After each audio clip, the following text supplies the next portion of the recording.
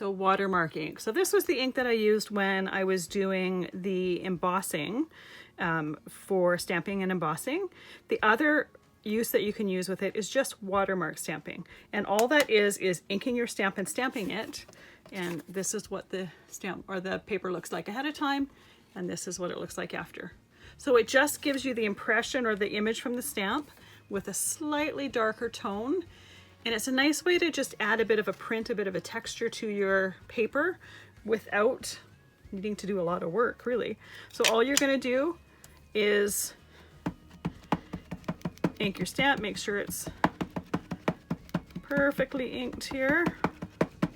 And I typically go over it a second time, and by doing that, you tend to fill in any areas you might have missed the first time. And I'm just going to stamp.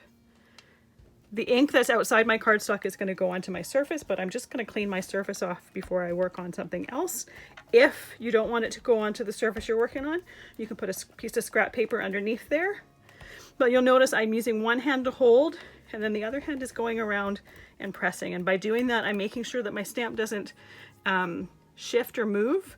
I'm keeping it all in one place and making sure that I've gotten good pressure all around the stamp there.